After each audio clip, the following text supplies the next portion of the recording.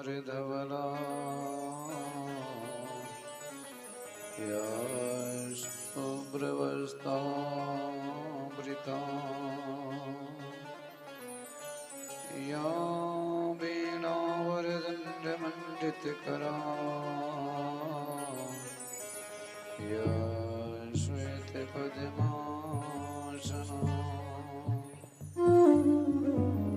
या ब्रह्माच्युतशङ्करप्रभृतिभिर्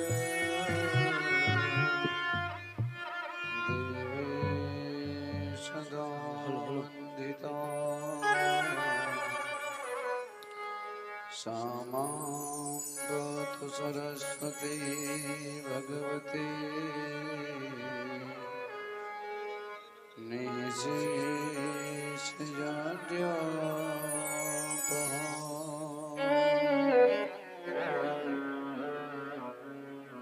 अखण्डमण्डलाकारं व्याप्तं येन चराचरं तत्पदं दर्शितं येन तस्मै श्रीगुरवे नमः। मनोजवं मारुततुल्यवेगं जितेन्द्रियं बुद्धिमतां वरिष्ठं वातात्मजं वानरयूथमुख्यं श्रीरामदूतं शरणं प्रपद्ये श्रीरामदूतं शरणं प्रपद्ये।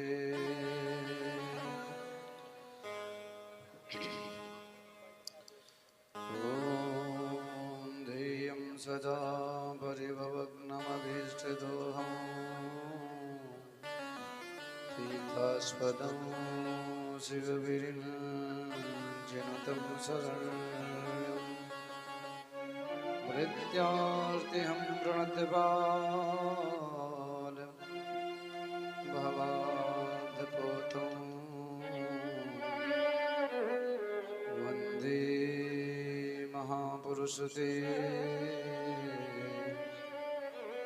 चरणारविन्दम्।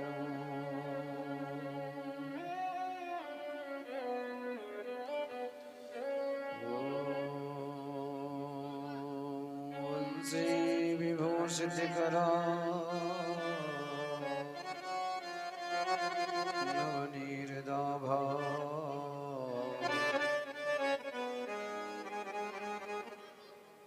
पीताम्बरा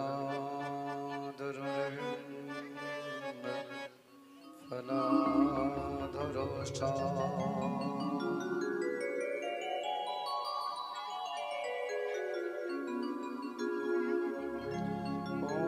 पूर्णेन्दुसुन्दरमुखा दुर्विन्द्रनेत्रा कृष्णात् परं किमपि तत्त्वमहं न जाने।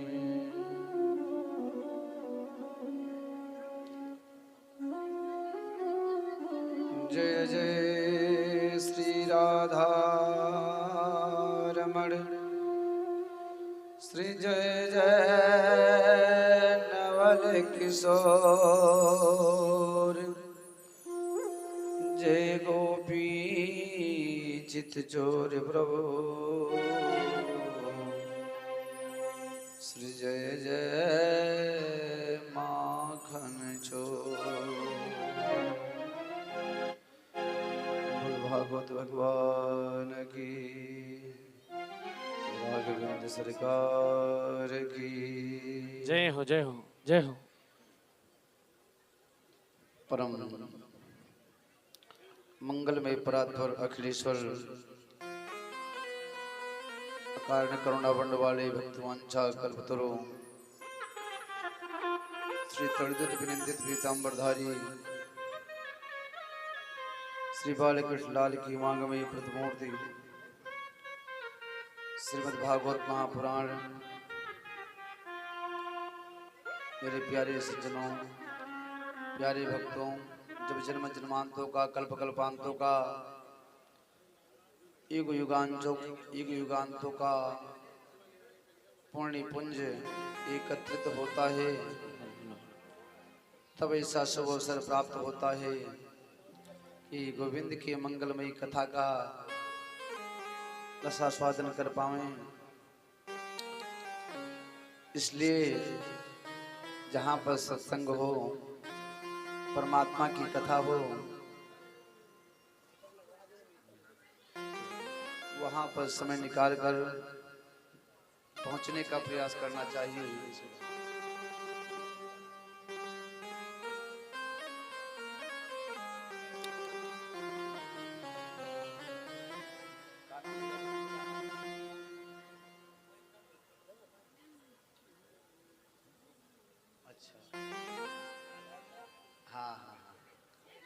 हाँ, हमारे अनन्य प्रेमी भाई सुग्रीव यादव जी जो देश की सेवा करते हैं, बड़ा सुंदर भाव है और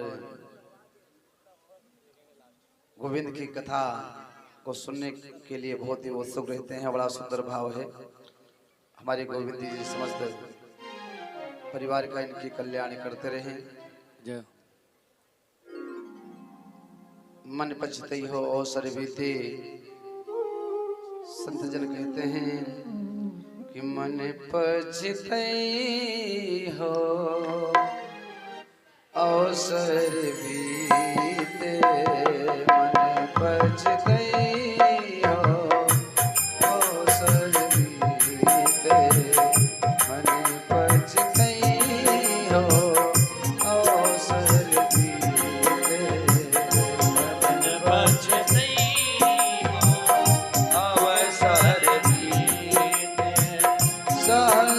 बदन दस बदन याद सास बदन दस बदन याद को बसे न काल बनीते, बच गई हो अवसर बीते, मन बच गई हो अवसर बीते। इसलिए सज्जनों, समय रहते ही सतर्क हो जाना चाहिए, क्योंकि संत जन कहते हैं कि काबर खा जब कृषि सुखाने और समय बीत पुण्य का पछताने। खेत की फसल सूख जाए पानी के अभाव में, उसके बाद बहुत जल खेत में भराव कर दिया जाए तो उससे कुछ लाभ नहीं मिलने वाला। इसलिए समय रहते ही व्यक्ति को सावधान हो जाना चाहिए, ज्यादा से ज्यादा परमात्मा के लिए समय निकालने का प्रयास करना चाहिए। चलें, सर्वप्रथम अपने मन और वाणी को पवित्र करने के लिए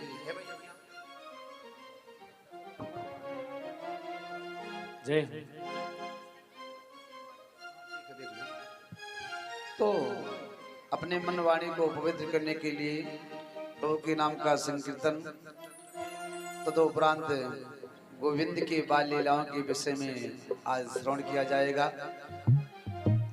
भगवान गिरिराज की पूजा तक कथा चलेगी और झांकी भी निकाली जाएगी। बैठ जाओ भैया, सभी लोग बैठ जाओ। जो करते रहोगे, जो करते रहोगे, अरे भजन धीरे धीरे, भजन धीरे धीरे तो मिल जाएगा वो सजन धीरे धीरे, तो मिल जाएगा वो सजन धीरे धीरे। जो करते रहोगे, जो करते रहोगे, भजन धीरे धीरे, भजन धीरे धीरे तो मिल जाएगा वो सजन धीरे धीरे।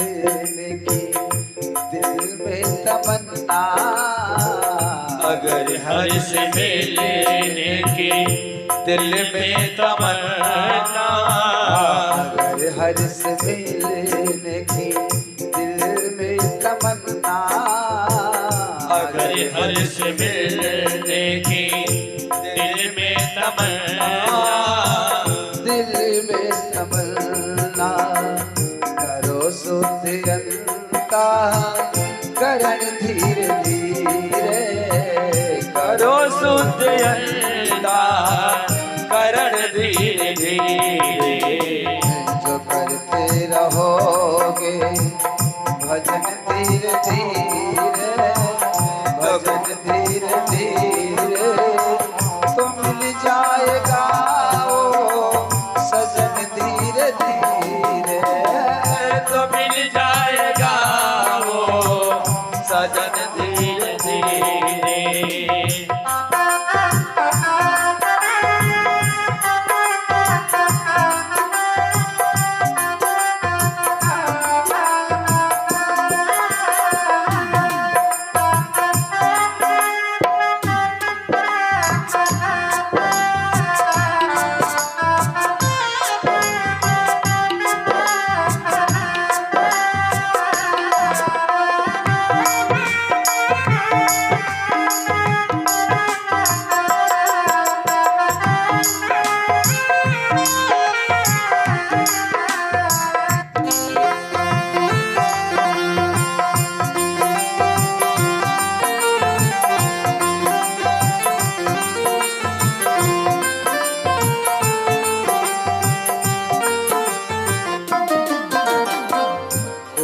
काम दुनिया में मुश्किल नहीं है, कोई काम दुनिया में मुश्किल नहीं है, कोई काम दुनिया में मुश्किल नहीं है, कोई काम दुनिया में मुश्किल नहीं है, जो करते रहोगे यतन धीरे धीरे, जो करते रहोगे यतन धीरे धीरे।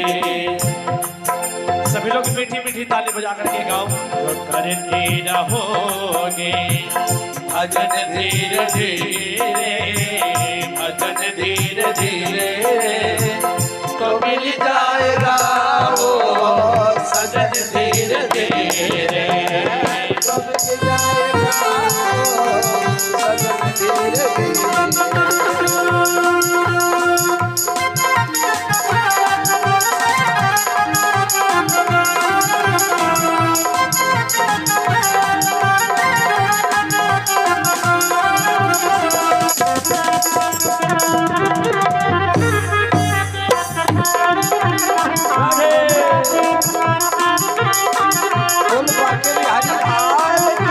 जय हो।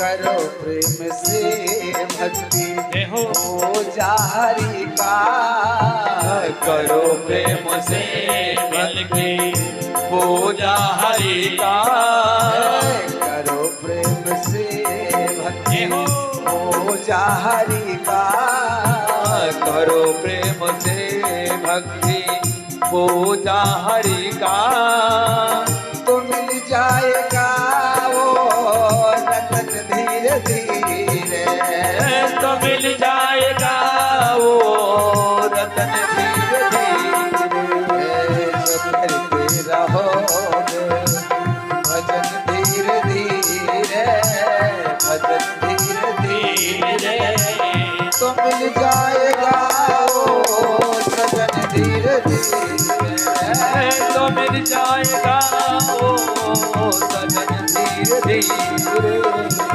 मिल जाएगा वो सजन धीरे धीरे।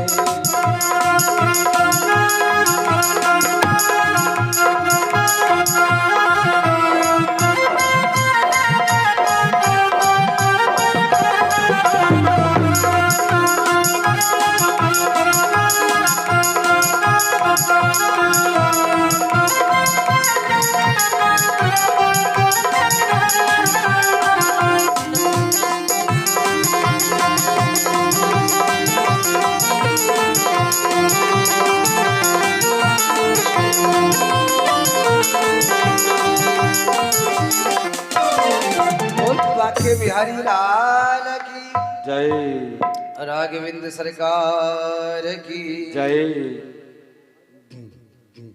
हल हल चले अपने प्रसंग पर पहुंचे हैं। क्या बात है बेटा? आइए रख दे, वहीं रख दे। चले अपने प्रसंग पर पहुंचे हैं। नंद बाबा के यहाँ धूमधाम से जन्मोत्सव हो रहा है कि धेनो नाम नियुते प्रसादा विप्रेभ्या समलंकृता तिलाधीन सप्त रत्नौघ सप्त कौंभा वरावृता।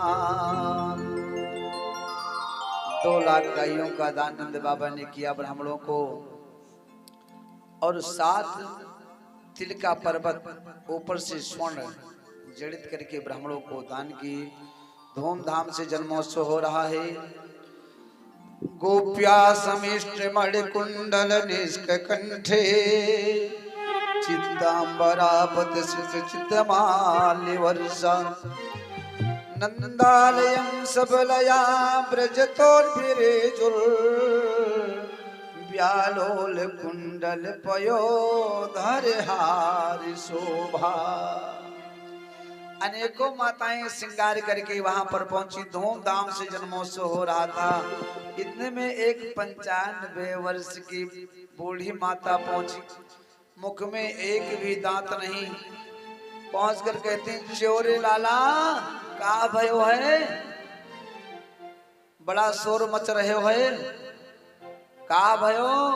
एक ने कहा, रे मैया नंद के छोरा भयो है छोरा। अरे लाला ये तो गजब है गयो। अब दौड़ी दौड़ी मैया अपने घर पर गई। अब 95 वर्ष की वृद्ध माता 80 साल पहले जो विवाह हुआ था ना, वो विवाह के जोड़े को निकाल करके पहना और पहनकर ठुमका मारते हुए वहां से चलती हैं। लेकिन देखो श्रृंगार करना मैया ने बंद कर दिया था ना, बहुत दिन हो गए थे। अब आज लाला के जन्मोत्सव में इतना तन्मय है, इतना प्रसन्न है वो वृद्ध माता कि श्रृंगार करके वहां से चली। तो श्रृंगार कैसो कियो?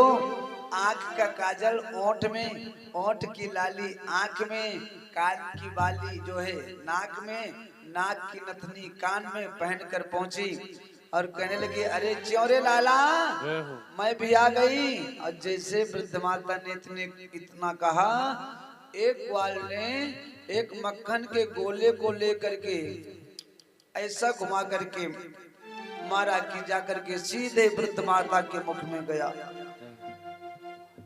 अब मैया ने कहा, रे तुम सब मुझे क्यों नहीं खाने देते हो? मक्खन खिला रहे हो। नंद बाबा कहाँ गए? उनको बुलाओ, मैं उनके साथ में नाचूंगी। अब नंद बाबा एकांत में खड़े थे। इतने में क्या हुआ, 2 ग्वाल दौड़े दौड़े नंद बाबा के पास गए कि नंद जो ग्वालन आ पकड़े, कहीं लोगन नाचत को भी वसाए, और गोदी भरे कस फेंटी चले, तब नंद बाबा सबके मन भाए। और देखती देख उमंगन के, देखत देख उमंगन के, दही डाल दियो सब लोग हंसाए। अब वहां पर जैसे पहुंचे तैसे कुछ बाल बाल पहुंचे, दही के मटकी को लेकर नंद बाबा के ऊपर डाल दिए। सब हंसने लगे। धूमधाम से जन्मोत्सव हो रहा है। इतने में क्या हुआ, नंद बाबा ने कहा, यशोदा से, यशोदा रोहिणी कहाँ है? वो तो जन्मोत्सव में नहीं आई। अच्छा देखो, रोहिणी भीतर से तो बहुत प्रसन्न है, अंदर अंदर से लल्ला का कीर्तन करती है, लेकिन जन्मोत्सव में नहीं पहुंची। यशोदा नंद बाबा रोहिणी के पास जाते हैं कि आप क्यों नहीं चल रही हो, आप भी चलो। तो रोहिणी ने कहा, मैं नहीं जा सकती हूँ। क्यों? क्योंकि वहां पर श्रृंगार करके नया वस्त्र पहनकर जाया जाता है। सब लोग नवीन वस्त्र पहने और हमारे पति देवता के जीवन में संकट है, वो जेल खाने में बंद है।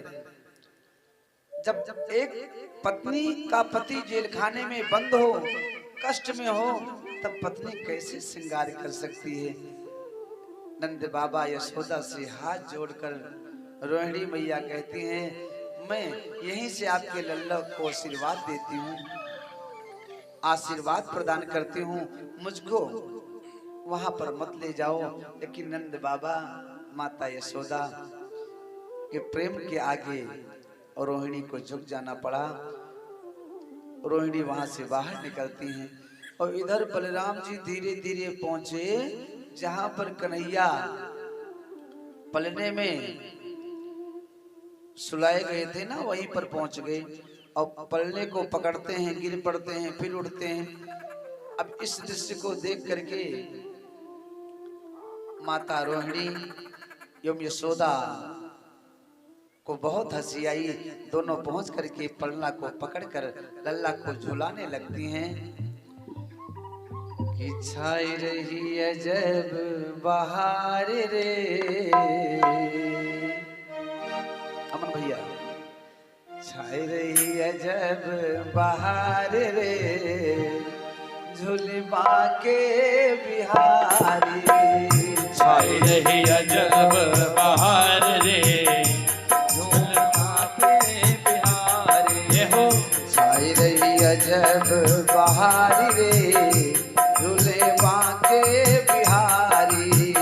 छाई रही अजब बहार रे, झोल बाके बिहारी। बाके बिहारी मेरे कुंज बिहारी। ओ बाके बिहारी मेरे कुंज बिहारी।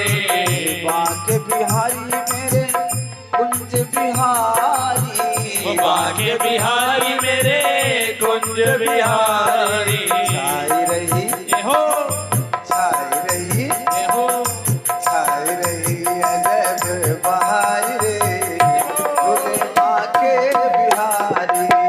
छाई रही अजब बहार रे, झोल बाके बिहारी।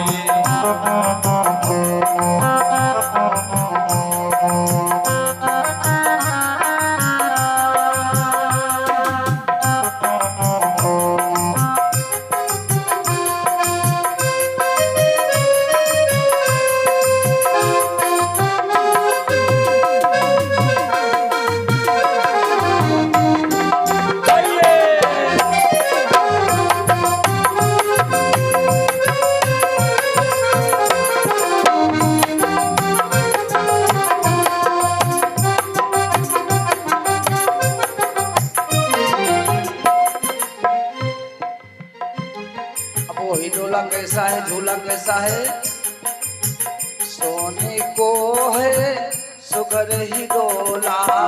सोने को है सुगर ही डोला। सोने को है सुगर ही डोला। सोने को है सुगर ही डोला। साज सजो सुंदर अनमोला। साज सजो सुंदर अनमोला। सुंदर अनमोला। सुंदर अनमोला, सुंदर अनमोला, सुंदर अनमोला। साज सजो सुंदर अनमोला। साज सजो सुंदर अनमोला। झूला झूलावे ब्रज की नारी रे, झूले बाके बिहारी। झूला झूलावे ब्रज नार रे, झूल बाके बिहारी। छाई रही अजब बहारी रे, झूले बाके बिहारी। बोल बाके बिहारी लाल की। जय हो।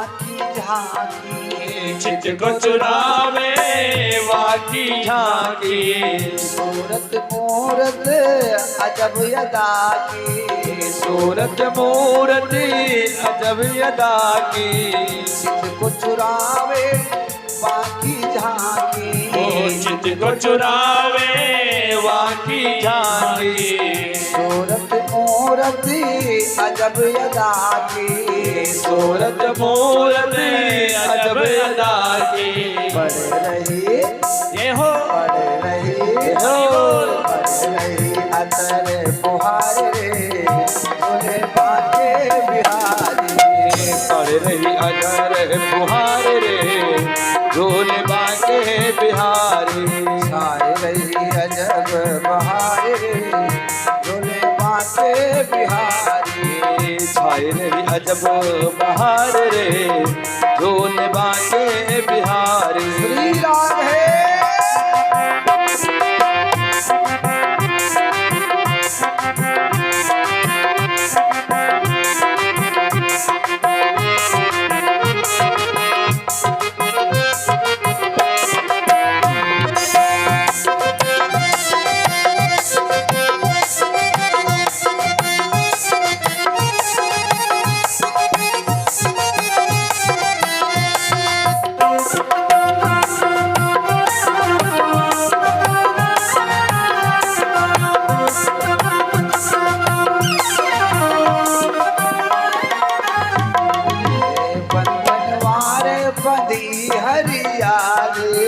बनवार बंधी हरियाली मंदिर में है धूम निराली मंदिर में है धूप निराली बंधनवार बंधी हरियाली बंधन वाले बंधी हरियाली मंदिर में है धूम निराली मंदिर में है धूप निराली है रही ये हो है रही ये हो है रही जय जयकार रे बोले बाटे बिहारी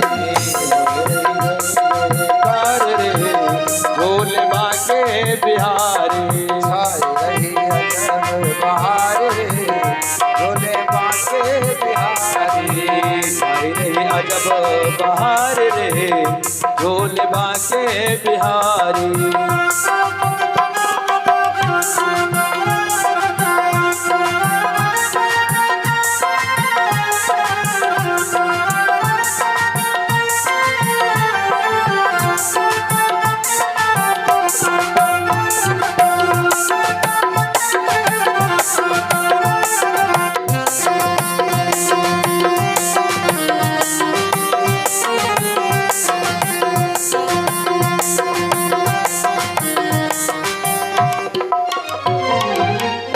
स्तुति करत मगन नर नारी बोलो सभी लोग स्तुति करते मगन नर नारे स्तुति करत मगन नर नारी स्तुति करते मगन नर नारे महिमा तीन लोक से न्यारी महिमा तीनों लोक से न्यारे स्तुति करत मगन नर नारी स्तुति करते मगन नर नारे महिमा तीन लोक से न्यारी महिमा तीनों लोक से न्यारे तन मन धन बलिहार रे बोले बाके बिहारी तन मन धन बलिहार रे ढोल बाके बिहारी छाई रही अजब बहार रे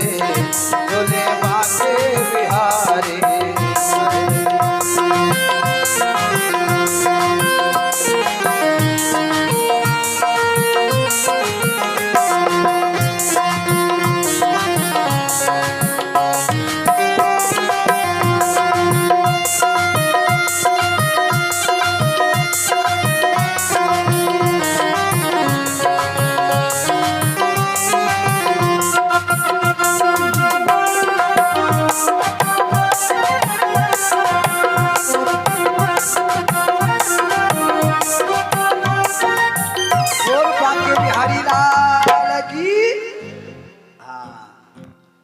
जयकारा लगा नहीं है?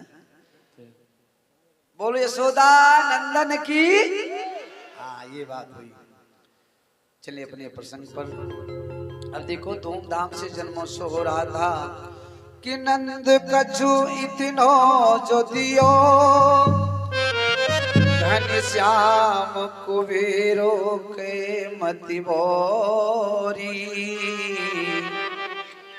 देखत मोहि लुटाए दियो न बची बचिया छछिया न बिछोरी।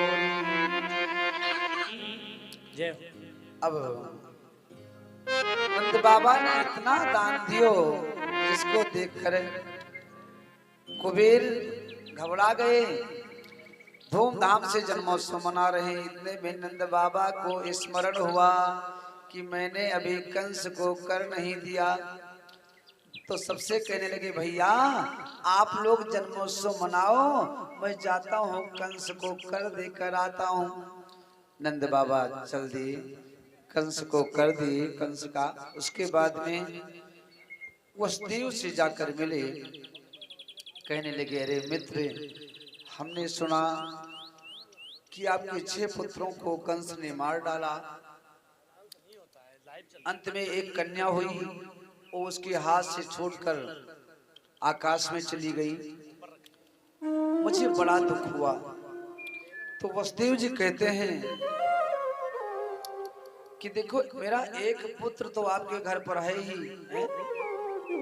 बलिराम। तो और जो आपका लल्ला हुआ है ना, उससे मैं पुत्र के समान ही प्रेम करूंगा।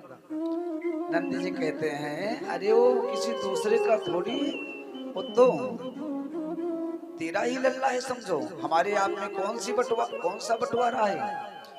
अच्छा देखो, सच्चा मित्र वही होता है जो मित्र के अंतर पीड़ा को समझे।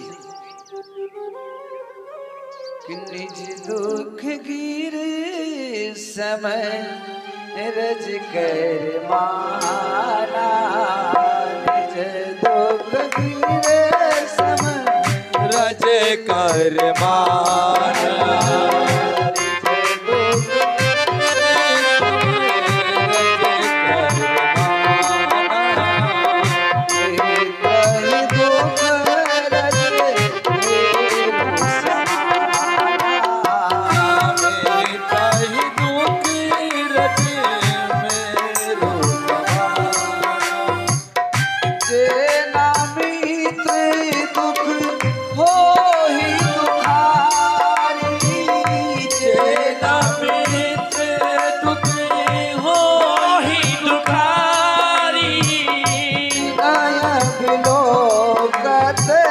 पातक भारी नहीं बिलो कते पातक भारी।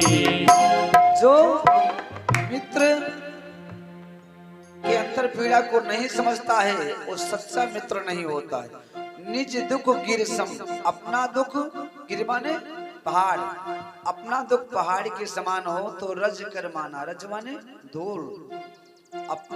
अपना दुख पहाड़ के समान हो तो उसको धूल के समान मानो, और मित्र का दुख धूल के समान हो तो उसको पहाड़ के समान मानकर उसकी मदद करो। वसुदेव जी अपना दुख भूल गए और नंद बाबा से कहते हैं आप अपने घर पर जाओ। क्यों?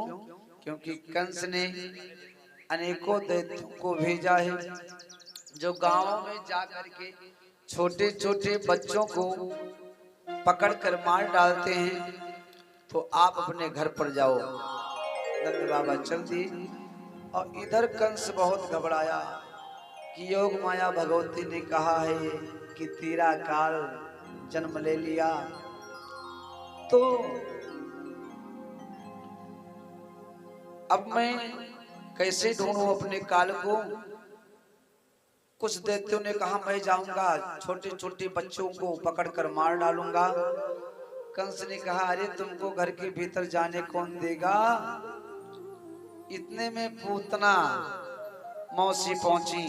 क्या बात है भैया, अरे आपका कौन सा कार्य? ऐसा है जो नहीं हो सकता है, मुझे बताओ, मैं कर दूंगी। कंस ने कहा मेरा काल पृथ्वी पर जन्म ले चुका है, अब कहाँ है मुझे पता नहीं है। तो पूतना ने कहा भैया मुझे मौका दो, मैं जाऊंगी पृथ्वी पर, जितने छोटे छोटे बच्चे हैं ना सब बच्चों को पकड़कर मार डालूंगी। 1 साल से लेकर जन्म से लेकर 5 वर्ष तक जितने भी बालक हैं सबको मैं मार डालूंगी। तो उसी में आपका शत्रु आपका काल भी मर जाएगा। कंस ने कहा सुनो, आपको घर के भीतर जाने कौन देगा? एक एक बित्ते के दांत हैं, इतना विशाल शरीर, काला काला रूप, कौन जाने देगा? पूतना ने कहा भैया आप आज्ञा तो दो, मैं देखो कैसे जाती हूँ। अरे मैं ऐसी साड़ी पहनूंगी, घूंघट लगाऊंगी कि किसी को पता नहीं चलेगा। अच्छा साड़ी पहनने के बाद बड़ा आराम। माताएं जब कथा सुनने आती है ना तो कहीं दीवार का सहारा मिल गया और घूंघट लगा करके 3 घंटे की नींद ले लेती हैं, पड़ोसी को पता नहीं चलता है। तो पूतना कहती है मैं घूंघट लगा के जाऊंगी। अब पूतना पहुंच गई घूंघट लगाकर। नंद बाबा के घर जन्मोत्सव हो रहा है। एक ने कहा अरे भैया ये कौन है, ये देखने में तो बहुत विशाल लग रही है। दूसरे ने कहा सुनो, माता यशोदा की जो सहेली होती है ना ऐसे ही होती हैं, इनको जाने तो रास्ता दे दो। अब पूतना पहुंची जहां पर कन्हैया पलने में लेटे हुए थे। अब जैसे पूतना पहुंची तो कन्हैया ने अपने नेत्रों को बंद कर लिया। अब यहाँ पर संत जन अपना अपना भाव प्रकट करते हैं। कुछ संत कहते हैं कि कन्हैया ने अपने नेत्र को इसलिए बंद किया कि देखो मैंने जब रामा अवतार में पहुंचा, राम के रूप में पृथ्वी पर पहुंचा तो कुछ खाने को मिला नहीं, ताड़का को पहले मारना पड़ा। अब कृष्णा अवतार लिया कि थोड़ा माखन मिश्री खाऊंगा, तो खाया कुछ नहीं। अब ये पूतना मौसी पहले आ गई तो मैं इसको नहीं देखूंगा। अथवा दूसरे संत का मत है कि प्रभु ने सोचा कि देखो ये पूतना मौसी अपने स्तन में कालकूट नाम का विष लगा कर आई है, तो विष पीने का अभ्यास तो हमें है नहीं। विष पीने का अभ्यास किसको है? भोले बाबा को। जब विष निकला समुद्र मंथन में तो देवता लोग घबरा गए, बोले अब क्या करें? तो भगवान विष्णु ने कहा इसको लेकर जाओ भगवान शंकर के पास। तो हलाहल विष भगवान शंकर के पास लेकर पहुंचे। कहने लगे प्रभु इस हलाहल विष को आप ग्रहण कर लो, नहीं तो इसकी विषैली शक्ति से सारा संसार भस्म हो जाएगा। तो शंकर जी ने पार्वती जी के तरफ देखा और कहा बताओ मैं क्या करूं? पार्वती मैया ने कहा प्रभु जिससे पूरे संसार का कल्याण हो आप वही करो। देखो जो दूसरों का कष्ट अपने पर ले ले वही सबसे बड़ा शिव है। देवताओं का कष्ट भगवान शिव ने अपने ऊपर ले लिया। ऐसे हाथ किया कि तथा कर तलीकृत व्याप्तम हालाहलम विषम अभक्षयन् महादेव कृपया भूत भावना। हलाहल विष भगवान शिव अपने मुख में डाल लिए और जब मुख में डाल लिए तब स्मरण हुआ अरे मेरे हृदय में तो राम जी बैठे हैं। अब यदि इस विषय को मैं भीतर लेकर जाऊंगा तो राम जी के पास पहुंच जाएगा, बाहर निकालता हूं तो संसार जलकर भस्म हो जाएगा। तो भोले बाबा ने उस हलाहल विष को अपने कंठ पर ही रोक लिया। जिससे मेरे भोले बाबा के कंठ नीले हो गए, तो भोले बाबा का नाम हो गया नीलकंठ। बोल नीलकंठ भगवान की। अब कन्हैया कहते हैं, हे भोले बाबा, विष पीने का अभ्यास आपको है, विष आप पी लेना और मैं पूतना मौसी के दुग्ध का पान कर लूंगा। इसलिए कन्हैया ने अपने नेत्र को बंद किया। अब तीसरे संत का मत है कि कन्हैया ने अपने नेत्र को इसलिए बंद किया, सोचा कि कुछ भी हो, भले स्तन में विष लगाकर आई है ये पूतना मौसी, लेकिन दूध पिलाने के बहाने से मुझे गोदी में लेगी तो मैं इसको कौन सी गति प्रदान करूं। इसलिए कन्हैया अपने नेत्र को बंद करके सोचने लगे कि कौन सी मुक्ति प्रदान करूं। इतने में पूतना ने कन्हैया को गोदी में उठा लिया और कालकोट नाम का विष लगा स्तन को कन्हैया के मुख में रखती हैं। हमारे कन्हैया ने पहले तो पूतना के दुग्ध का पान किए और फिर जब पूतना के प्राणों को खींचने लगे तो पूतना कहने लगी, अरे भैया भैया, अरे कन्हैया मुझे छोड़ दे भैया, मेरे तो प्राण निकल रहे हैं, मैं मर जाऊंगी, लल्ला मुझे छोड़ दे। कन्हैया ने कहा, मैं केवल पकड़ने को जानता हूँ और जिनको पकड़ लेता हूँ ना उनको मैं छोड़ता नहीं हूँ।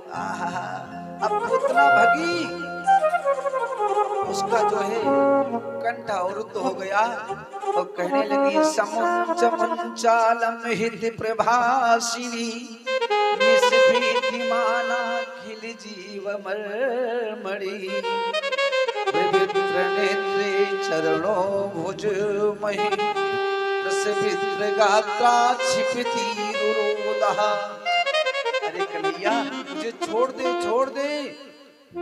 अब चिल्ला रही है पूतना और इतना शरीर में पूतना के दर्द हो गया कि सहन नहीं कर सकी, अपने असली रूप में आ गई।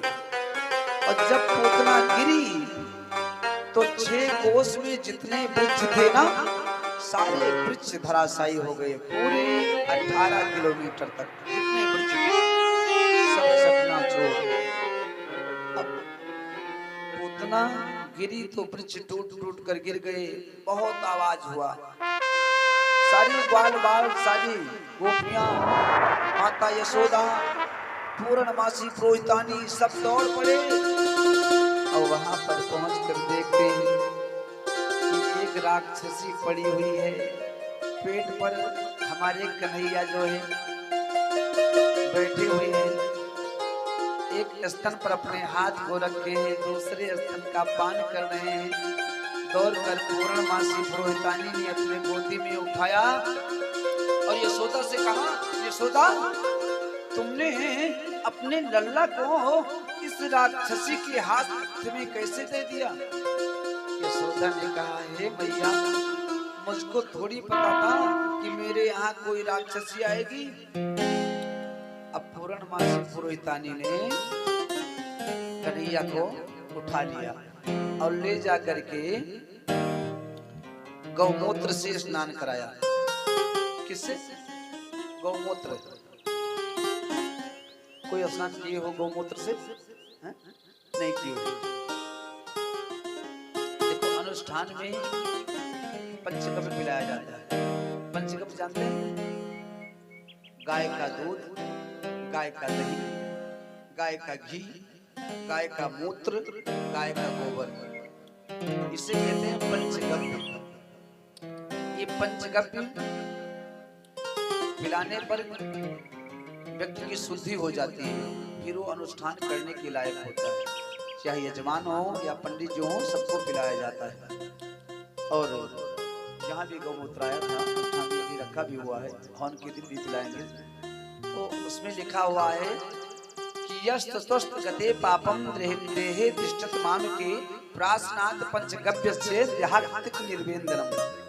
गौ माता से प्रार्थना किया जाता है पंचगव्य पीते समय कि हे गौ माता, मैं आपके पंचगव्य का पान कर रहा हूँ हमारे अंतःकरण में जो पाप हो उनको नष्ट कर दो और हमें निष्पापित बना दो। जिससे गंगा जल पवित्र होता है, ऐसे गौमूत्र पवित्र माना जाता है शास्त्र के अंतर्गत, और लाभ भी बहुत है। तो गौमूत्र से पूर्णमासी पुरोहितानी ने कन्हैया को स्नान कराया और उसके बाद में फिर शुद्ध जल से स्नान कराया। फिर गाय के पूंछ को पकड़ करके कन्हैया की नजर उतारती हैं। आहा, कहती हैं इंद्रियाणाम ऋषिकेश प्राणन नारायणो अवतो श्वेत दीप प्रतिष्ठितम मनोयोगेश्वरो अवतु। इंद्रियाणाम ऋषिकेशा, मेरे लल्ला के इंद्रियों की रक्षा भगवान ऋषिकेश करें। प्राणन नारायणो होतु, मेरे लल्ला के प्राण की रक्षा भगवान नारायण करें। श्वेत दीप प्रतिष्ठितम, श्वेत दीप के पति मेरे लल्ला के चित्त की रक्षा करें। और मनोयोगेश्वरो अवतु, मेरे लल्ला के मन की रक्षा भगवान योगेश्वर करें। इस प्रकार से पूर्णमासी पुरोहितानी नजर उतार रही। कन्हैया ने सोचा कि देखो ये नजर तो उतार रही है मेरी, लेकिन मेरे नाम से ही उतार रही है, मेरे नाम से। अच्छा बताओ, भगवान बड़े कि भगवान का नाम है? मैया, भगवान बड़े नाम या मास्टर साहब नाम बड़ा है। क्यों बड़ा है? क्योंकि जब लंका जाना हुआ तो राम जी तो पुल बंधवा कर पहुंचे, लेकिन हनुमंत लाल जी केवल राम नाम का स्मरण करके लंका पहुंच गए। तो मानस में गोस्वामी जी कहते हैं, कहव कहा लगी नाम बड़ाई, कहव कहा लगी नाम बड़ाई, कहव कहा लगी नाम बड़ाई,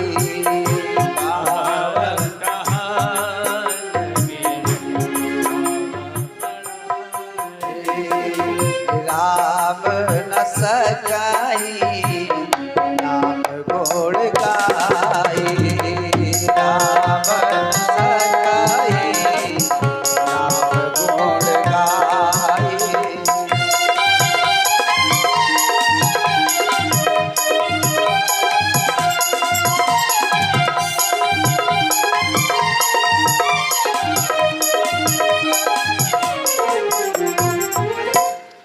भगवान राम भी अपने नाम के गुणगान, राम अपने नाम के गुण को नहीं बता सकते हैं, कितना उसमें गुण है,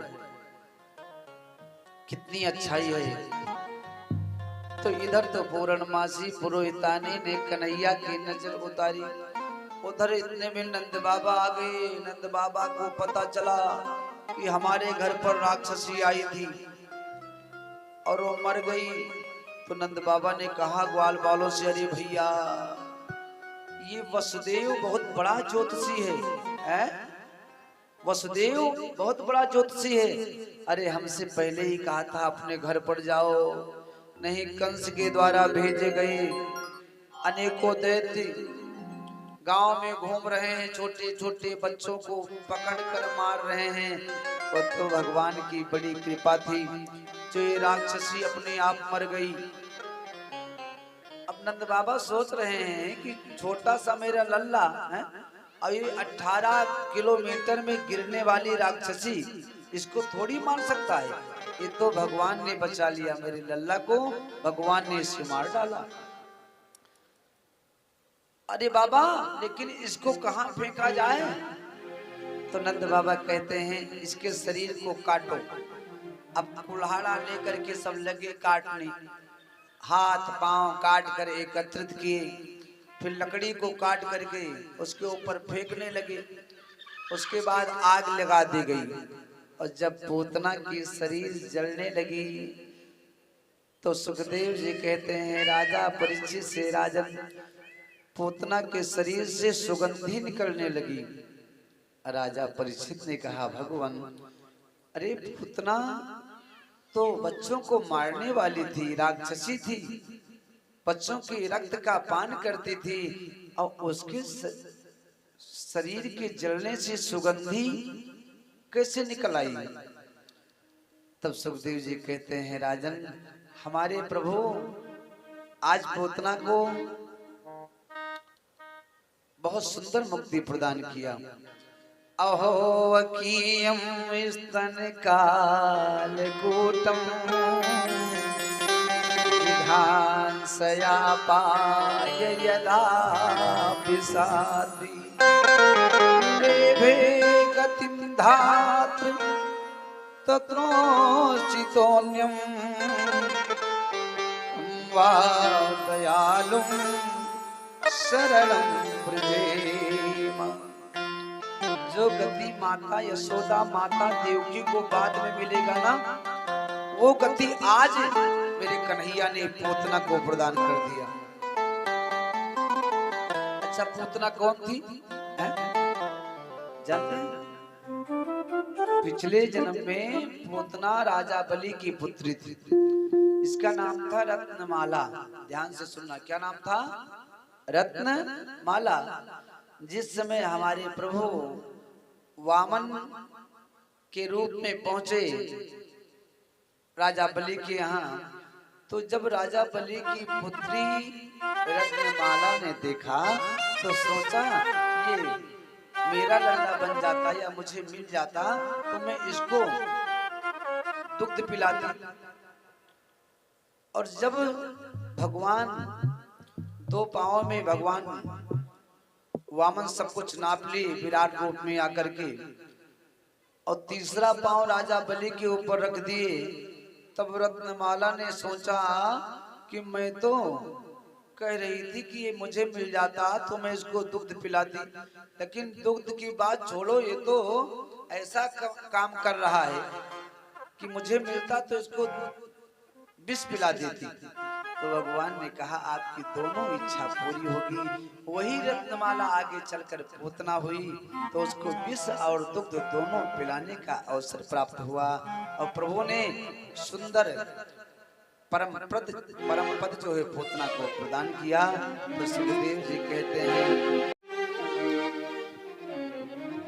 लोगों के अवगुण पर कम ध्यान देते हैं, गुण पर ज्यादा ध्यान देखते हैं। मानस में गोस्वामी जी कहते हैं जनयव गुण कछु माने न काऊ, जनयव गुण कछु माने न काऊ, जनयव गुण कछु माने न काऊ, दीन बंधुवती विरोल स्वभाव, दीन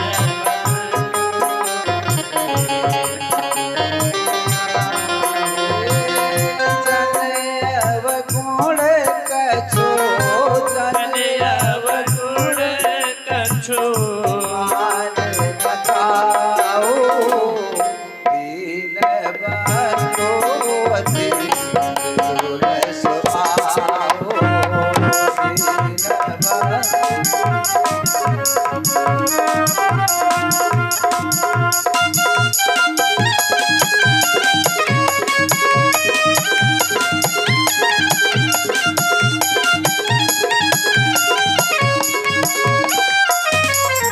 बांके बिहारी लाल की।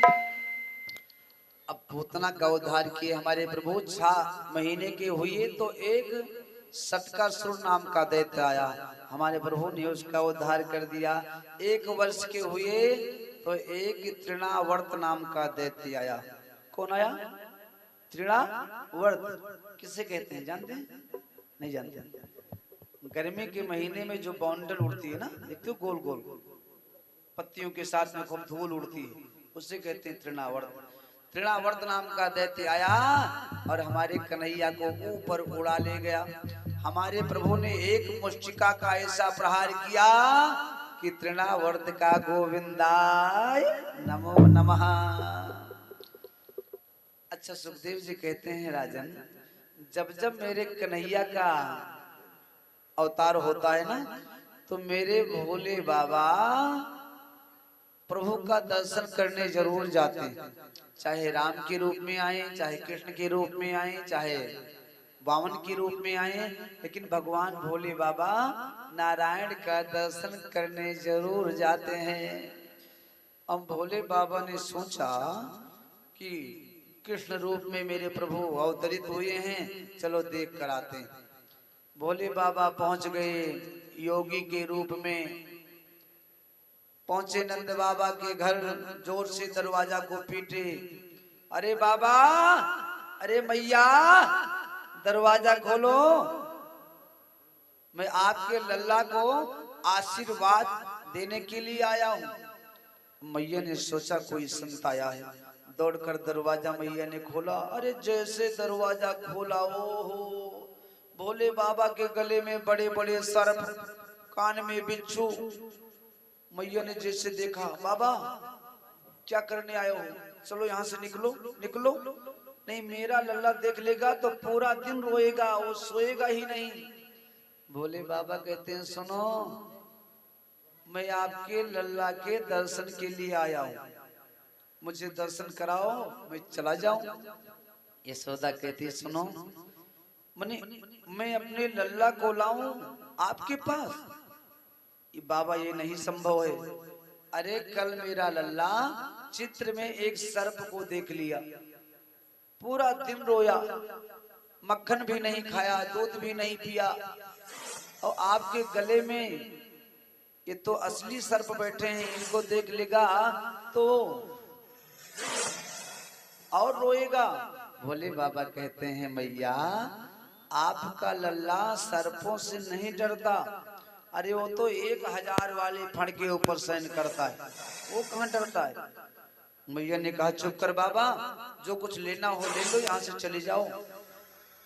भोले बाबा कहते हैं, मैया आप मेरी बात मान जाओ, नहीं तो आप योगियों के हट को नहीं जानती हो। मैं इसी द्वार पर बैठ जाऊंगा, किसी ना किसी दिन तो तेरा लल्ला बाहर आएगा। मैया ने कहा, हे बाबा, अरे मेरे घर में एक चौक नहीं है, 85 चौक है। कितने? 85। एक द्वार पर आप बैठ जाओगे तो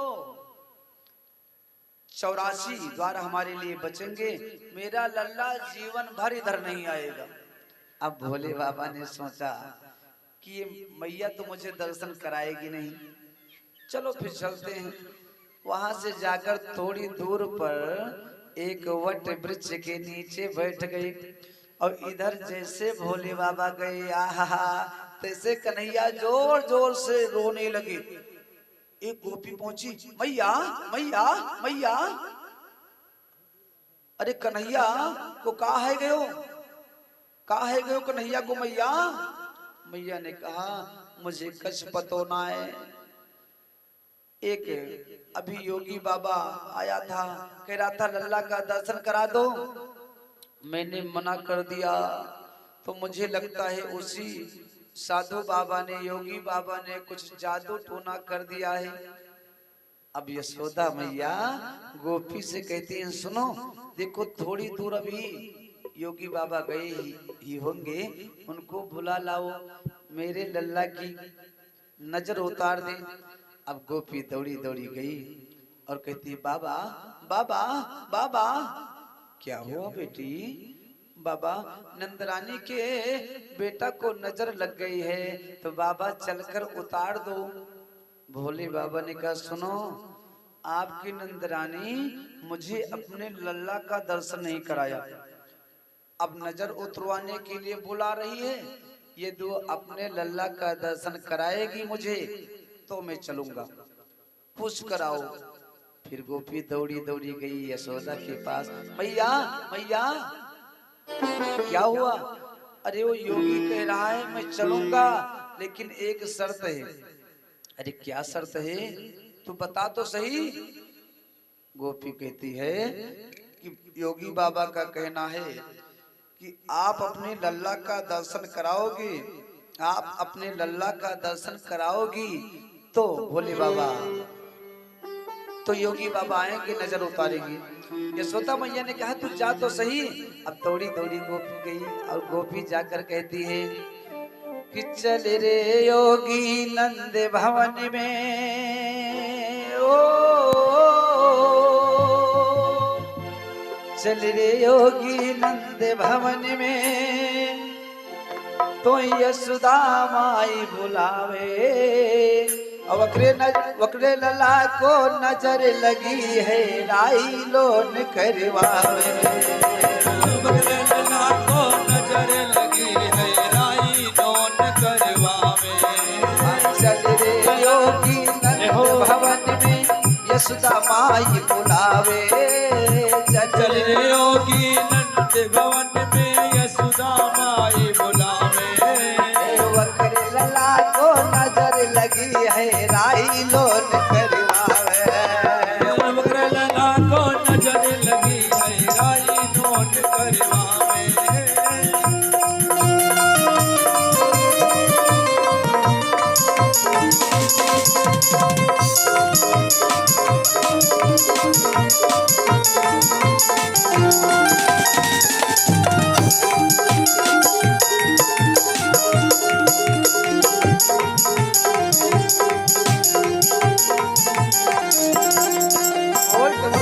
सरकार की गए। अब भोले बाबा से गोपी कहती है आप चल करके नजर उतार दो, आपको दर्शन मिलेगा। भोले बाबा पहुंचे, योगी के रूप में हैं। यशोदा मैया कन्हैया को लेकर आई। बाबा बाबा आप दूर से फूंक मार दो, नहीं सर्पों को देखेगा तो और बहुत रोएगा। भोले बाबा कहते हैं सुनो, यदि नजर उतरवानी है तो मेरी गोदी में दीजिए। अब किसी प्रकार डरते डरते मैया यशोदा ने भोले बाबा के गोदी में कन्हैया को दिया। अब जैसे भोले बाबा के गोदी में कन्हैया गए, जोर से ठठाकर हंसने लगे। मैया ने कहा बस बाबा लाओ लाओ मेरे लल्ला को मुझे दे दो। अब जैसे यशोदा के गोदी में गए फिर रोने लगी। अब भोले बाबा के गोदी में कन्हैया जाए तो हंसे और यशोदा मैया के गोदी में आए तो रोने लगे। मैया ने कहा कि मेरी गोदी में आके रोते हैं, आपके गोदी में जाकर हंसते हैं। हे बाबा कोई ऐसा उपाय कर दो जो मेरा लल्ला मेरी गोदी में आकर के भी हंसने लग जाए। तो भोले बाबा ने कहा एक काम आपको करना होगा। क्या? मुझे जल्दी बताओ, मैं सब करूंगी, लेकिन मेरा लल्ला मेरी गोदी में आकर हंसे तो सही। तो भोले बाबा कहते हैं आप एक मंदिर मेरी अपने घर में बनवाइए, और मेरी मंदिर इस प्रकार होना चाहिए कि जब आपका लल्ला स्नान करे तो आपके लल्ला के स्नान का जल बहता हुआ मेरे सिर के ऊपर से निकले। ऐसा करोगी तो आपका लल्ला आपके गोदी में हंसेगा। नंद बाबा को यशोदा मैया ने बुलवाया। नंद बाबा ने मंदिर बनाया और नंद बाबा ने कहा कि राह रे योगी नंद भवन में, ओ राह रे योगी नंद भवन में, ब्रज में बासो की जय। राह रे योगी नंद भवन में, ब्रज में बासो की जय। राह रे योगी नंद भवन में, ब्रज में बासो की जय। राह रे योगी नंद भवन में, ब्रज में बासो की जय। जब जब मेरा लल्ला रोवे तब तब दर्शन दीजिए। जब जब मेरा लल्ला रोवे तब तब दर्शन दीजिए। जब जब मेरा लल्ला रोवे तब तब दर्शन दीजिए। जब जब मेरो लल्ला रोवे तब तब दर्शन दीजिए। बोल डमरुआ वाले सरकार की जय। तभी से मेरे भोले बाबा का एक नाम हो गया नंदेश्वर महादेव। बोल नंदेश्वर महादेव की। अच्छा, एक दिन की बात है कि वसुदेव ने सोचा कि मेरे दो दो पुत्र नंद बाबा के घर हैं और किसी का नामकरण नहीं हुआ है, तो कम से कम नामकरण तो हो जाए, नामकरण संस्कार। अब हम सब में देखो जैसे 16 संस्कार होते हैं, तो उसमें बस 2-3 संस्कार बचे हैं, बाकी लगभग सब लोग तो हो गए। अब वही मुंडन संस्कार और विवाह संस्कार, ब्राह्मणों में मानो उपनयन होता है, जनेऊ संस्कार और अंतिम संस्कार। अब ना तो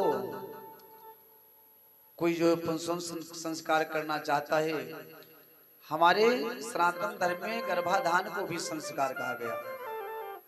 नियम के अनुसार एक गर्भाधान किया जाए तो वाजपेयी यज्ञ का फल प्राप्त होता है। बालक जब मां के गर्भ में आता है, 3 महीने हो जाते हैं, तो उस समय भी संस्कार किया जाता है। 7 महीना का हो जाता है तब भी संस्कार किया जाता है।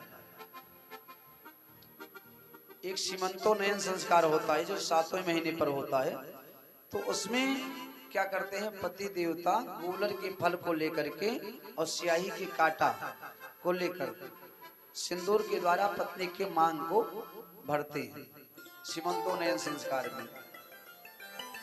और 3रे महीना पुंसवन संस्कार होता है। बालक पैदा होता है तो इससे जात कर्म संस्कार होता है।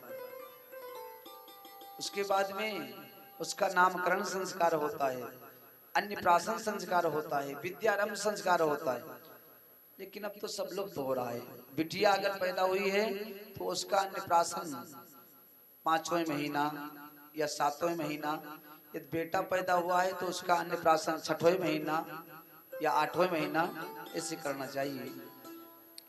तो वसुदेव जी ने सोचा कि नामकरण संस्कार हुआ नहीं, 2-2 पुत्र हमारे नंद बाबा के घर हैं, तो गर्गाचार्य से कहने लगे, गुरुदेव आप नंद बाबा के घर पर जाओ, मेरे दोनों पुत्रों का नामकरण करके आओ। लेकिन एक बात का ध्यान रखना, किसी को पता नहीं चलना चाहिए कानो कान कि कन्हैया मेरा पुत्र है। गर्गाचार्य जी कहने लगे ठीक है। अब गर्गाचार्य जी चल दिए। अब जब नंद बाबा के पास पहुंचे, नंद बाबा ने देखा, अरे महाराज आप आजकल कहाँ घूम रहे हो, हैं? क्या काम कर रहे हो? तो गर्गाचार्य जी ने कहा, अरे मैं क्या बताऊं, मेरा तो काम ही यही है, घूमना टहलना है, विवाह कराना, कुंडली बनाना, भागवत कथा करना, बच्चों का नामकरण करना। नंद बाबा ने कहा, ओहो, मुझको तो ध्यान ही नहीं था कि मेरे घर जो है 2-2 पुत्रों का नामकरण करना है। ऐसा करो महाराज, चलो मेरे घर के भीतर और मेरे बच्चों का नामकरण कर दो। तो गर्गाचार्य जी ने कहा, मैं नहीं कर सकता हूँ नामकरण। क्यों? क्योंकि आप जब भी कोई कार्य करते हो तो बहुत भव्य और बहुत दिव्य करते हो, तो उसमें कुछ ना कुछ अनहोनी हो जाती है। तो मेरे बस की बात नहीं है आपके पुत्र का नामकरण करना। नंद बाबा जी कहते हैं, सुनो आप घर के भीतर जाओ, मैं यशोदा को बुला देता हूँ और रोहिणी आ जाएगी। 2 पुत्र हैं, दोनों का नामकरण कर दो और मैं किसी को नहीं बुलाऊंगा। गर्गाचार्य जी भीतर जाते हैं। सुखदेव जी कहते हैं, राजन जब यशोदा को पता चला कि कोई ज्योतिषी आया है मेरे लल्ला का नामकरण करने, तो यशोदा ने सोचा कि ज्योतिषी असली है या नकली, इसका पता लगाने के लिए रोहिणी के पुत्र बलिराम को यशोदा ले लेती हैं और कन्हैया को रोहिणी को दे देती हैं कि चलो चलकर देखते हैं कि ज्योतिषी पक्का है कहीं से जो है खड़िया पलटन ही आ गया है। अब पहुंची दोनों माताएं कृष्ण बलराम को लेकर। अब जैसे कन्हैया को गर्गाचार्य जी ने देखा, जैसे कन्हैया के मस्तक को गर्गाचार्य जी ने देखा तो त्राटक समाधि लग गई। कौन सी समाधि है? त्राटक। देखो समाधि दो प्रकार की होती है, एक त्राटक समाधि, दूसरी ध्यान समाधि। ध्यान समाधि में क्या होता है, नेत्र बंद रहते हैं और मुख बंद रहते हैं, सांस चलती रहती है। और त्राटक समाधि में मुख खुल जाते हैं, नेत्र खुल जाते हैं और सांस बंद हो जाती है। अब कोई आपके सामने आकर बैठे हैं पलथी मारकर और आपको जैसे देखे उसका मुख बा जाए, आंख खुल जाए, सांस बंद हो जाए, तो क्या समझोगे? हैं? ये सोता पहुंची गर्गाचार्य जी के पास, ऐसे हाथ हिलाती, पलक भी नीचे न गिरे, मुख बंद ना हो। रोहिणी के तरफ देखा, अरे बहन मुझे तो लगता है बाबा पधार गए, बाबा इस दुनिया में नहीं रह गए। अरे बाबा, और बाबा कुछ बोले ही ना। फिर दोनों यशोदा और रोहिणी गर्गाचार्य जी के पास पहुंचकर दोनों हाथों को पकड़कर तेजी से झकझोरती हैं कि अरे बाबा क्या पधार गए, और पधारना ही था तो आपको मेरा ही घर मिला था। तब गर्गाचार्य जी की समाधि टूटी। और गर्गाचार्य जी बताने जा रहे थे कि ये जो बालक आपके गोदी में है ये पार ब्रह्म परमेश्वर है। कन्हैया ने इशारा कर दिया, ना बाबा, कहीं आपने मैया से बता दिया कि भगवान है तो भगवान की कितनी सेवा होती है? सब लोग जानते हैं। तो मैया मुझे ले जा घर मंदिर में बिठा देगी, मिश्री किशमिश का भोग लगाएगी, फिर आप उसके बाद दरवाजा बंद, मुझे खाने को मिलेगा नहीं। तो मैया को मत बताना कि मैं भगवान हूँ। अब गर्गाचार्य जी सावधान हो गए और कहते हैं, मैया मस्तक रेखा देखने में थोड़ी भी कमी हो जाए ना तो ज्योतिष के फलित में भी कमी आ जाती है। आपके लल्ला के मस्तक में जो रेखा है वो बहुत बारीक है। मैया ने कहा, आपने कुछ देखा?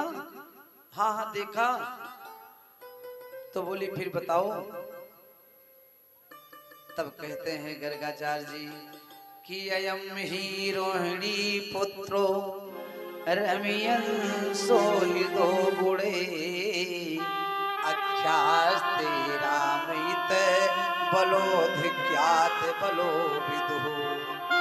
आपके गोदी में मैया जो लल्ला है ना वो आपका नहीं है, ये रोहिणी का बेटा है और ये अपने बल के द्वारा दूसरों का कल्याण करेगा।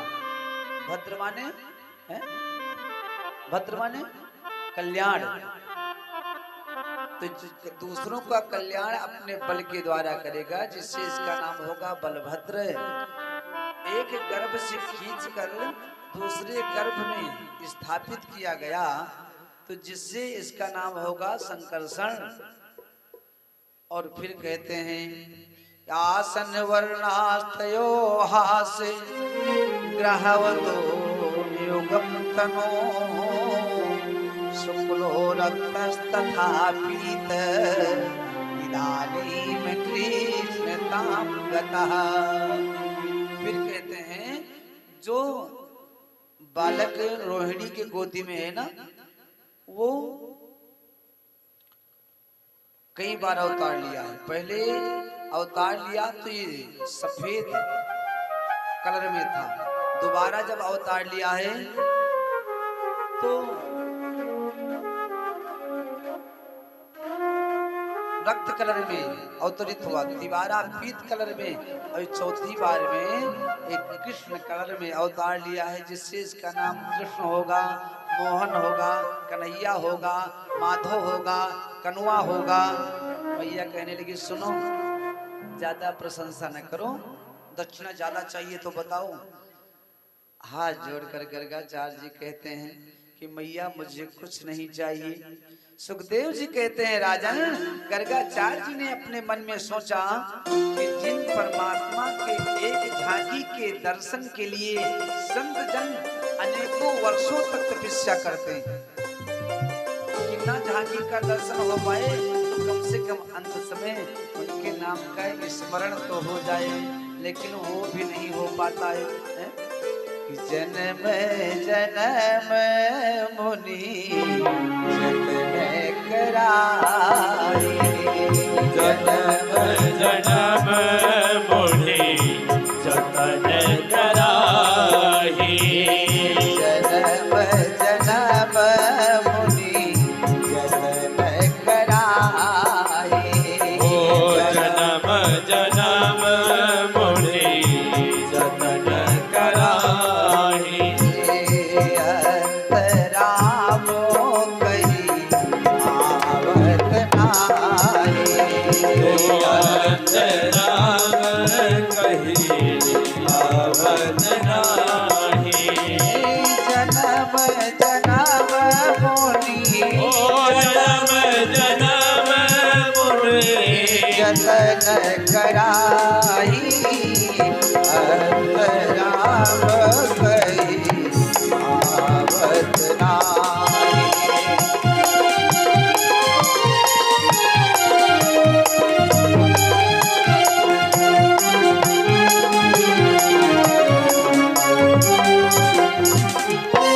कृष्णा तो दीय पद पंकज पंजरांते, आवेद में वसत मानस राजहंस, प्राण प्रयाण समय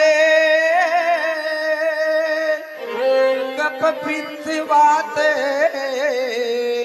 कंठावरोधन विधो स्मरणं कुतस्तै। प्राणे प्रयाण समय सुभद्रा ने कहा था, प्रभु मेरा मन रूपी राजहंस पक्षी आपके चरण रूपी पिंजड़े में आज से ही कैद हो जाए। क्यों? क्योंकि प्राणे प्रयाण समय, प्राण निकलने के समय कफ पित्तवात, कफ पित्तवात के द्वारा कंठावरोधन विधो, कंठ अवरुद्ध हो जाता है, फिर स्मरणम कुतस्ते, फिर आपका स्मरण नहीं हो पाता है। तो गर्गाचार्य कहते हैं ऐसे पार ब्रह्म का आज ऐसे पार ब्रह्म परमेश्वर का मुझे नामकरण करने का शुभ अवसर प्राप्त हो गया, तो और मुझे अब क्या चाहिए। लेकिन यशोदा मैया ने कहा ये बहुत ही सुंदर और ईमानदार ज्योतिषी है, इसको कुछ देना चाहिए। सो यशोदा मैया ने अपने हाथ की हीरे की अंगूठी निकाल करके गर्गाचार्य जी को दे देती। गर्गाचार्य जी बहुत सा आशीर्वाद देकर वहां से आगे बढ़े। अब सुखदेव जी कहते हैं राजन, एक दिन नंद बाबा पूजा कर रहे थे। ध्यान से सुनना, क्या कर रहे थे? पूजन।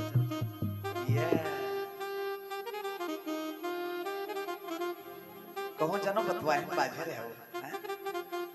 अच्छा कोनो बात नहीं, थोड़े सुन हो तब बोला भाई, लेकिन ऐसे लाला जी रहे भैया जिंदगी में कब पूजा पाठ नहीं करें भाई।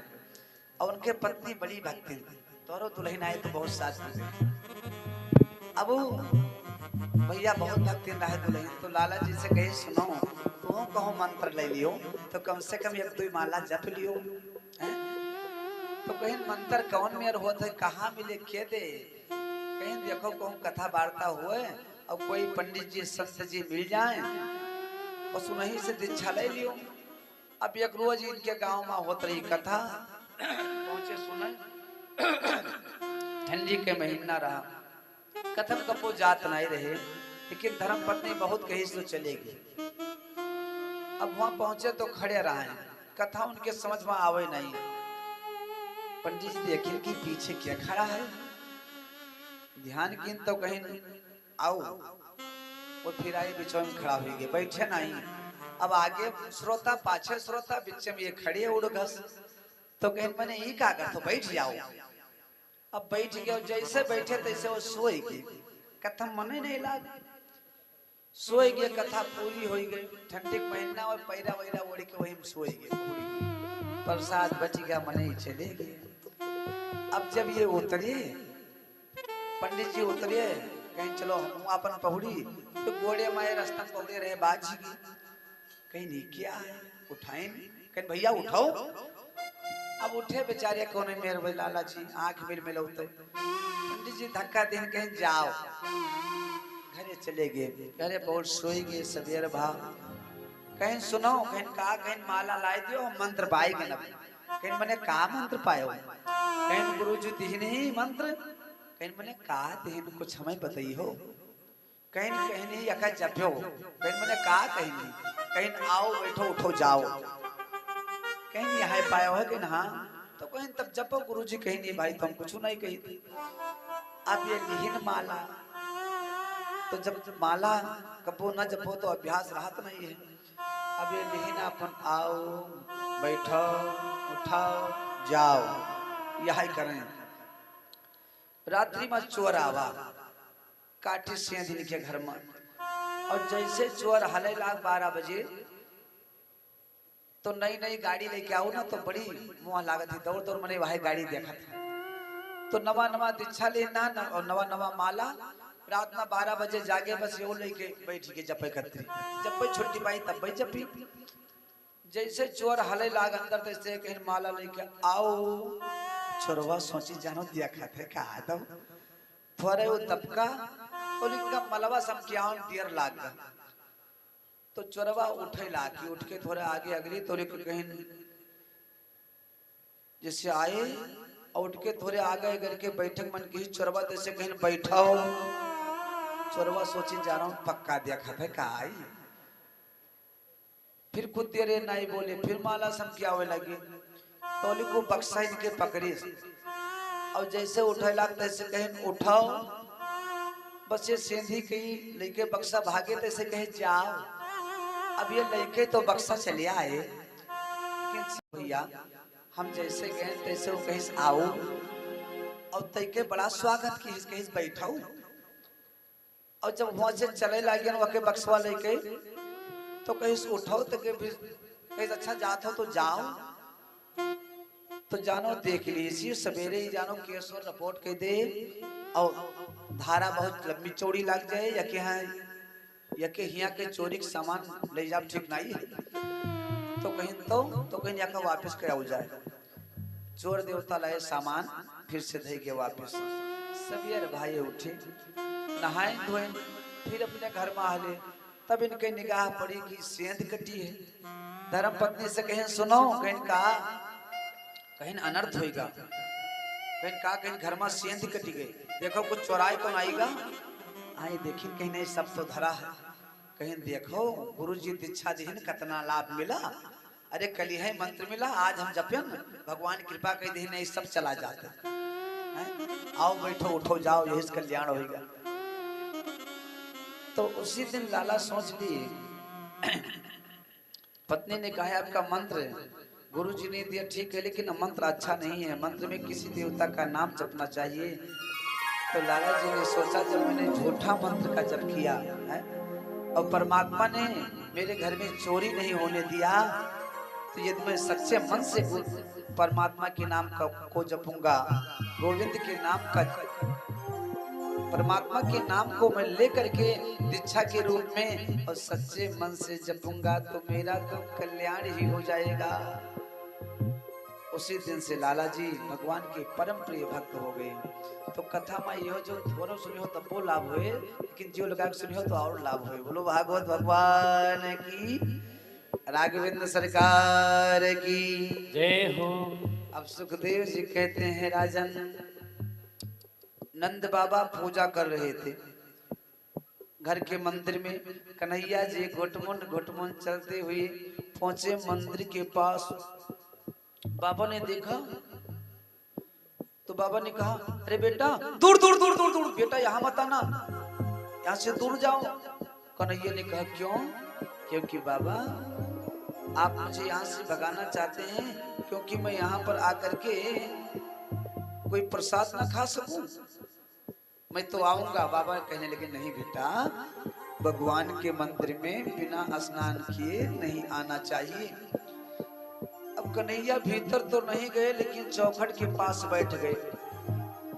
चौखट के पास बैठे देख रहे हैं बाबा ने शालिग्राम जी की मूर्ति को उठाया, दूध में स्नान कराया, दही में स्नान कराया, घी में स्नान कराया, फिर मधु में स्नान कराया, शक्कर से स्नान कराया, पंचामृत से स्नान कराया।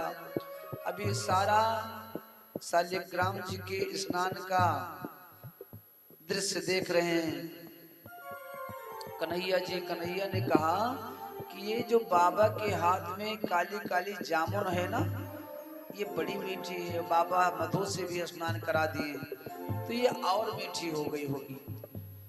अब मौका मिलेगा तो इसको मैं जरूर खाऊंगा। अब बाबा पूजा करके हाथ में माला लिए, लगे माला चटकाने, और श्रीमान जी धीरे धीरे पहुंचे, बाबा के दाहिने बगल में बैठ गए। धीरे से शालिग्राम जी की मूर्ति को उठाए और मुख में गपक गोविंदाय नमो नमः। बाबा जी माला जप रहे हैं, माला पूरी हुई। नंद बाबा कहते हैं जय हो शालिग्राम जी। माला को नीचे रखे, देखते हैं शालिग्राम जी दिखाई नहीं पड़ रहे हैं। तुलसी को हटाए, फूल हटाए, फिर भी शालिग्राम जी नहीं मिले। बाएं बगल देखे कोई नहीं, दाहिने बगल देखे तो श्रीमान जी बैठे हुए हैं। बाबा ने कहा अरे कन्हैया तू यहाँ आ गया। कन्हैया ने कहा तो क्या आप मेरे शालिग्राम को खा लिए हो, मुख में रख लिए हो? कन्हैया बोले अब मुख में शालिग्राम जी बोल सकते नहीं हैं। बाबा समझ गए कि इन्हीं के मुख में है। एक तमाचा लगाए, शालिग्राम जी बाहर आ गए और बाबा क्रोध में आकर कहते हैं अरे यशोदा यशोदा। यशोदा ने कहा क्या हुआ? अरे काहे को हल्ला मचा रहे हो? नंद बाबा कहते हैं आप अपने लल्ला को समझा लो, मेरे शालिग्राम जी की मूर्ति को उठा करके मुख में रख लिए। यशोदा ने कहा अरे तो क्या हो गया, मेरा लल्ला छोटा है, जामुन समझ करके मुख में रख लिया होगा, इतना काहे को क्रोध कर रहे हो? अब यशोदा ने कन्हैया को गोदी में ले लिया। अब बाबा चले गए यमुना में, दोबारा स्नान किए, फिर स्नान करके आए, शालिग्राम जी को स्नान कराए और कहते हैं हे भगवान शालिग्राम, मेरा छोटा सा लल्ला आपको जामुन समझ करके अपने मुख में रख लिया, तो उसकी गलती को क्षमा कर देना। ये श्रद्धा है भगवान के प्रति। और कुछ लोग होते हैं कि भगवान शालिग्राम को अमावस वनवासी को ही निकालते हैं, बाकी तूल में बांधकर टांड के ऊपर रख देते हैं। ऐसे भी पंडित जी पाए जाते हैं। एक पंडित जी थे, वो शालिग्राम जी अपने घर पे रखे थे, तो तूल में बांधकर टिफिन में बंद करके टांड के ऊपर शालिग्राम जी को रख देते थे। बोल भागवत भगवान की जय। और जब अमावस वनवासी आए तब निकालते थे। महीने में 2 बार स्नान कराते थे। मेला में पहुंचे, पीला कपड़ा बिछाएं, शालिग्राम जी को स्नान करा के सुंदर इत्र लगा के चंदन लगा कर बिठा दी। अब भाई मेला में लोग आए, धन चढ़ जाए, शाम को उसको बटोरे और शालिग्राम जी को पुटकी में बांधकर फिर टाड़ पर रख दे।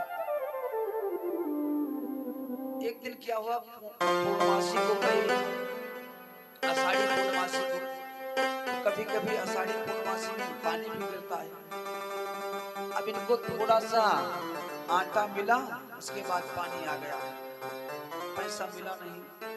पूरा दिन व्यतीत हो गया, सायंकालीन का समय आया, सोचे चलो यही कुछ भौरी ओरी लगाकर पा लेते हैं, लेकिन भौरी लगाने के लिए कुछ कंडा चाहिए। अब कंडा को ढूंढने के लिए चल दिए, कंडा लेकर आए, फिर कुएं के पास पहुंचे, आटा के पोटली को रख दिए और पानी निकालने लगे। इतने में एक कुत्ता पहुंचा और कुत्ता उस आटे के पोटली को पकड़ा, भगा। भगत ने देखा कि कुत्ता मेरी आटा की पोटली को लेकर जा रहा है, तो कुत्ते को मारने के लिए कुछ मिला नहीं कि मारे किससे, तो वही शालिग्राम जी की मूर्ति लिया हाथ में, जोर से मारा तो भगवान का वार कहाँ खाली जाए, लगा कुत्ते के। कुत्ते ने पोटली को छोड़ दिया।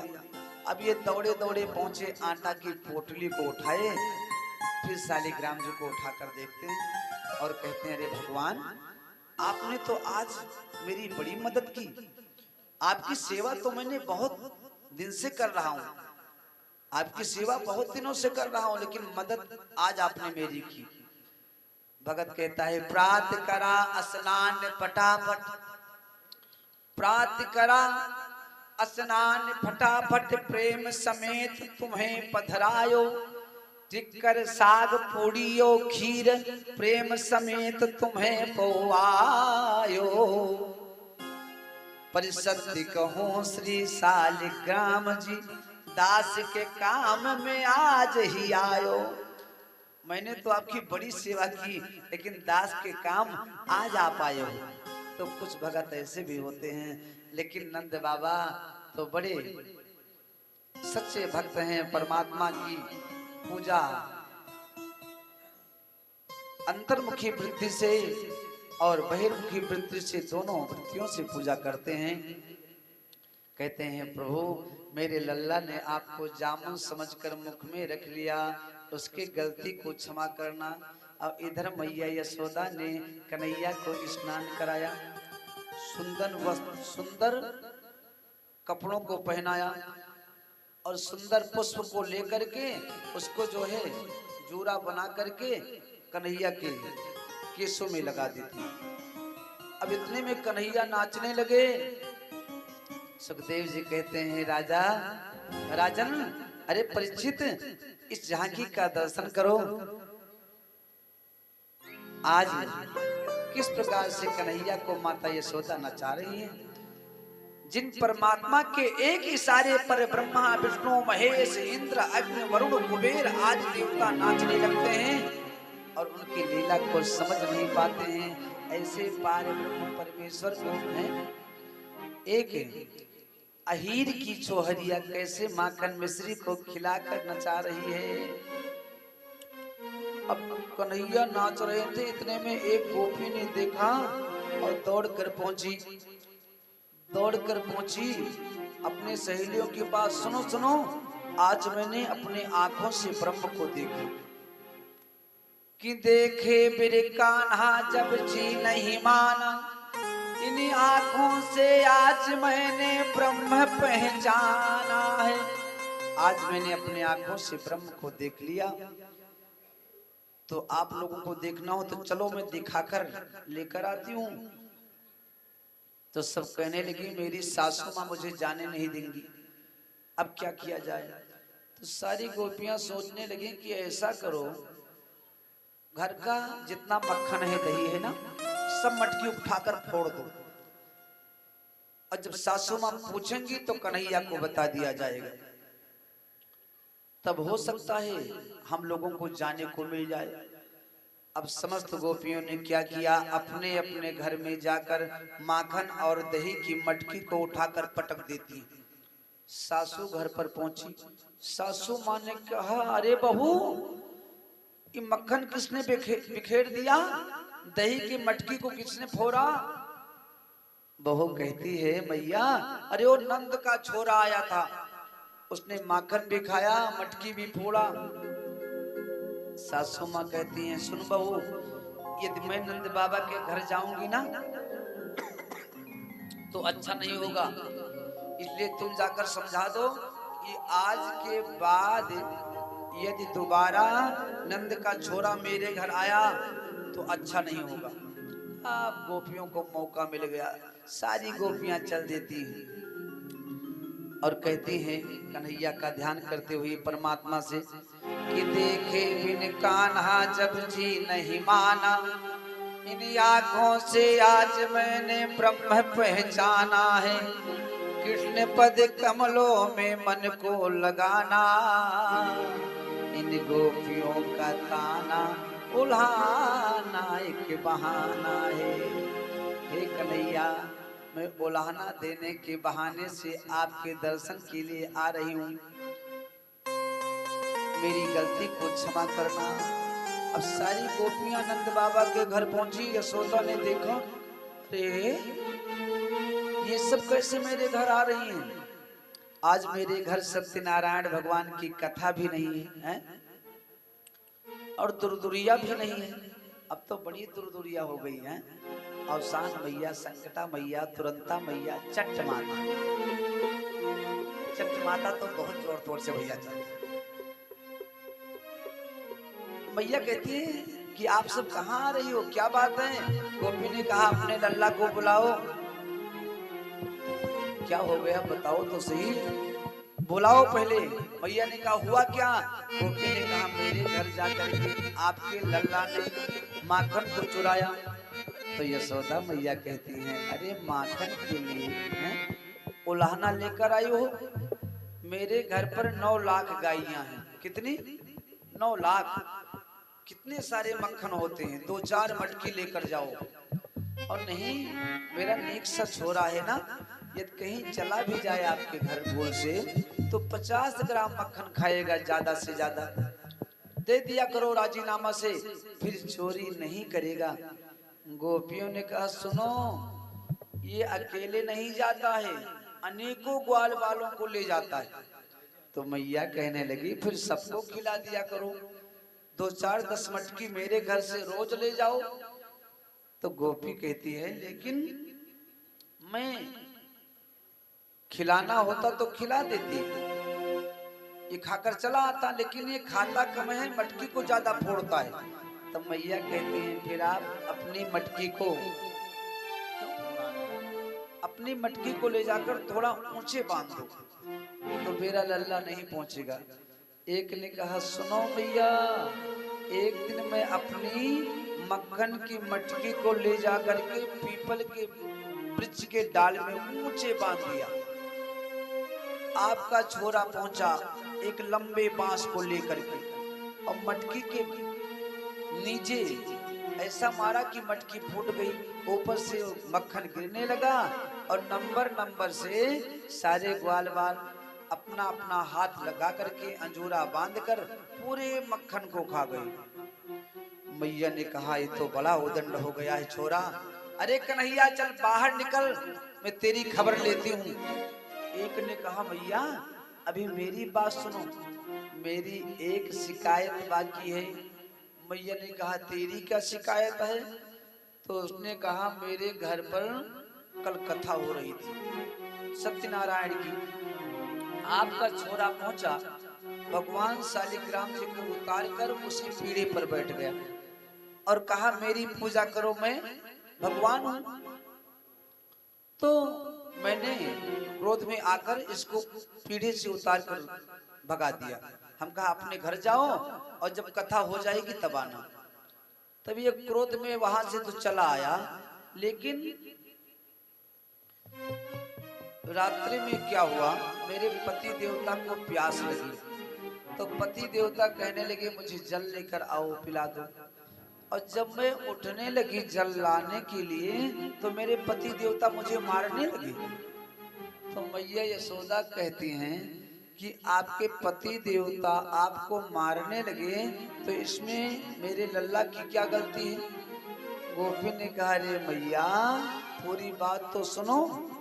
जब मेरे पति देवता मुझे मारने लगे तो मैंने कहा, क्यों मार रहे हो? जब मैंने प्रकाश जलाया तो देखा मेरी बाल की चोटी और मेरे पति देवता की मोछ दोनों पकड़कर एक में गांठ लगा दिया था तेरे लल्ला ने। और जब मैं उठने लगी तो पति देवता की मोछ उजड़ने लगी, सो मुझे वो मारने लगी। यशोदा ने कहा, रे कन्हैया, तो इतना उदंड हो गया है, बाहर निकल, मैं तेरी खबर लेती हूँ। अब गोपियां कहती हैं मैया से,